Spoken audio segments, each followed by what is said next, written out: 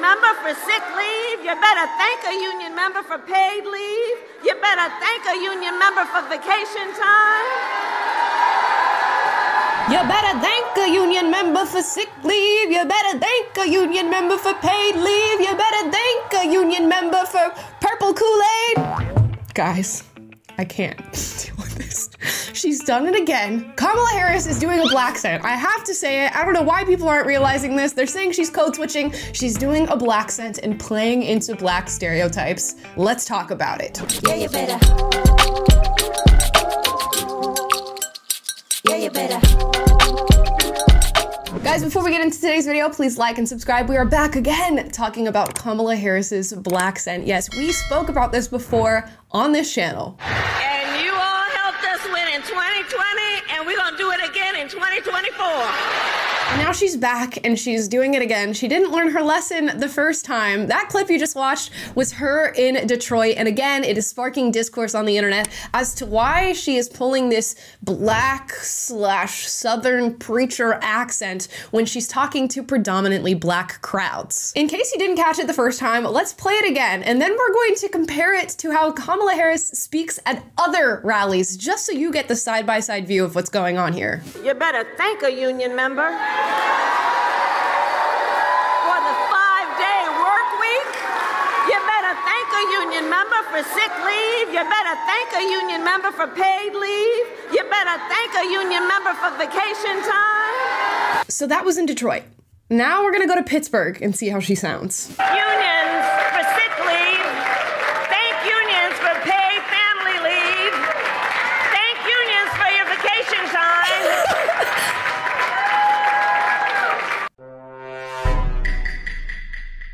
Please give me a break, y'all. Give me a break. Now, a lot of people are running cover for Kamala Harris right now because there is a propaganda campaign that is working full force to make this woman more likable than she ever has been. Y'all will remember, both Democrats and Republicans did not like this woman 2 seconds ago. But now that she is the Democrat nominee, people are running full force in support of Kamala Harris and trying to make all of this seem okay. And the big phrase you're gonna hear in reference to her different accents that she's pulling for different crowds is code switching. Kamala Harris is code switching. It is commonplace among people of color. You know, we have different backgrounds, different ways we speak. Some of us use AAVE, African American Vernacular English, and Kamala Harris is just used to that culture. So she utilizes it when she's around people of that culture, and she tones it down when she's speaking to predominantly white audiences, I guess. Except Kamala Harris is not code switching because she is not used to the code.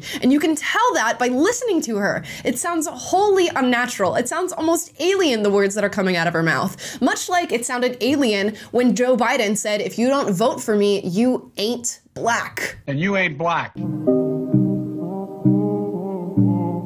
Now we know for damn sure Joe Biden is not using the word ain't in his daily life, but when addressing a black man and trying to convince him to vote for him, he felt the need to insert that word, that AAVE, that African American Vernacular English. And the same for Kamala Harris. When she's addressing a predominantly black crowd, she feels the need to lean on black stereotypes as a means of saying, ain't I one of you guys? And can you imagine if Kamala Harris pulled this with any other ethnic background? What if she got in front of a crowd of Hispanics and started pulling a Hispanic accent, or an Asian accent, or an African accent? Would that be acceptable in any way, shape, or form? And I guess people are leaning on this code switching example for Kamala Harris because she does have black in her background. One of her parents is Jamaican. But even with that being the case, wouldn't you sound more like Cinnamon from Apple Jacks? It's the winner, man.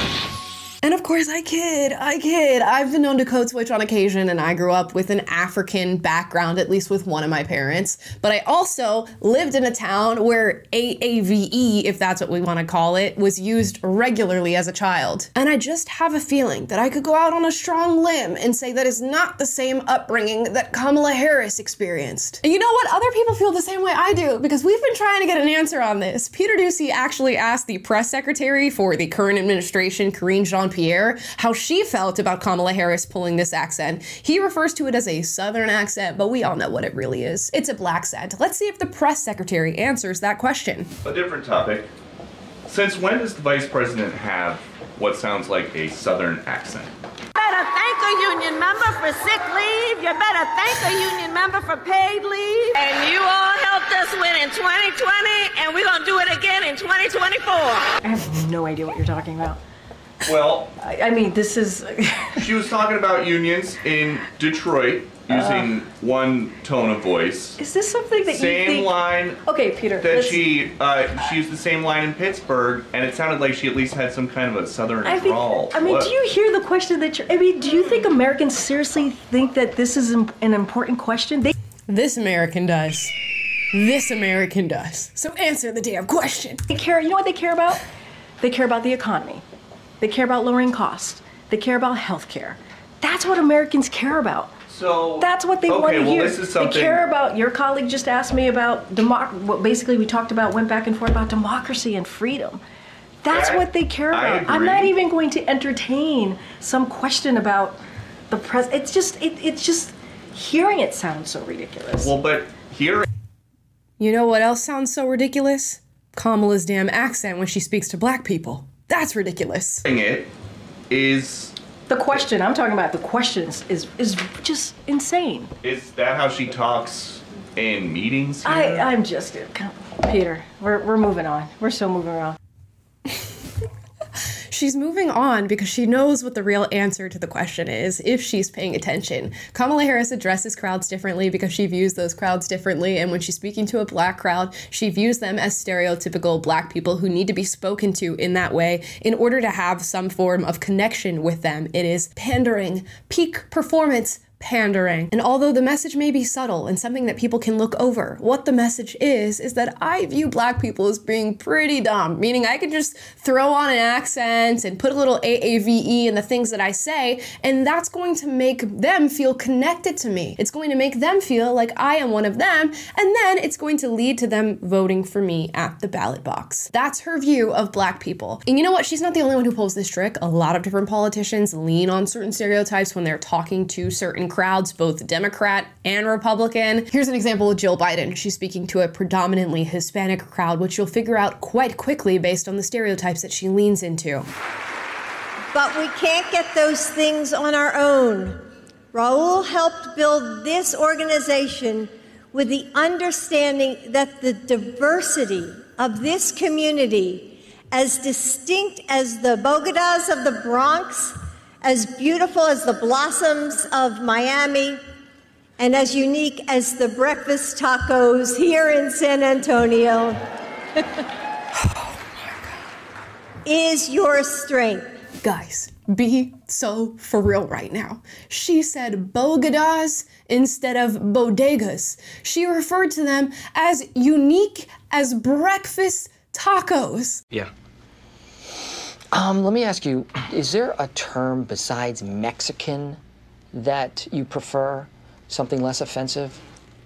Mexican isn't offensive. Well, it has certain connotations. And I don't know why this clip does not continue to circulate, because it really does speak to the way that they view people of different cultures. That's insane. Imagine myself or any other person addressing a black crowd and saying, you know what, you guys are as sweet as watermelon.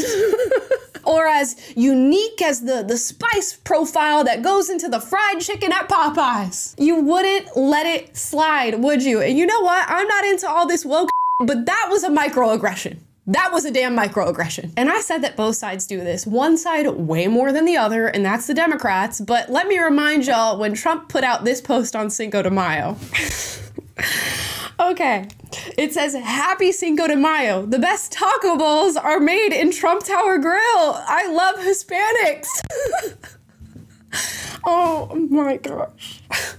First of all, Cinco de Mayo is a Mexican holiday, and he just tags in, I love Hispanics, as in, I love all Hispanics on Cinco de Mayo with his damn taco bowl. Please, guys. Please, who allows these things to happen? And I could go on with example after example after example. And I do believe that a certain side of the aisle does this far more than the other, although we have examples on both sides of the aisle, and we really shouldn't. When you are addressing crowds or speaking to your voter base, yes, it's important to meet them where they are, but it's also important that you do not put on a facade, because oftentimes the facade you put on isn't actually meeting them where they are. It is playing on stereotypes that that you believe will build a connection with the crowd, and it falls flat. And amongst all of these politicians, Kamala Harris is particularly bad about leaning into certain caricatures when she's speaking to certain people. Let's just get through the next 64 days. How about that?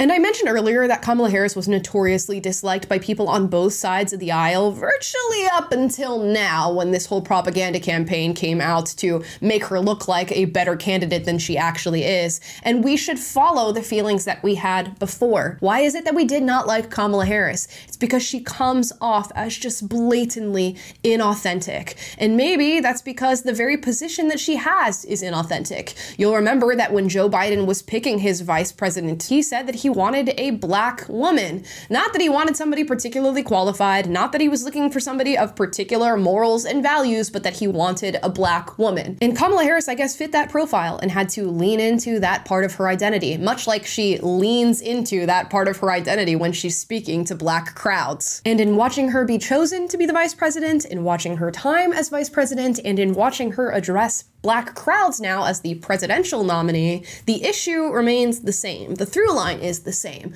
All of it is manufactured and poorly manufactured. I don't know what the real Kamala Harris sounds like. Do you know what the real Kamala Harris sounds like? Better question, does she know what the real Kamala Harris sounds like? Because it seems like every move she makes is manufactured, scripted, and approved by someone outside of her control. And in those rare moments where I feel like I truly get to see the real Kamala Harris, it's not painting a pretty picture. You think you just fell out of a coconut tree?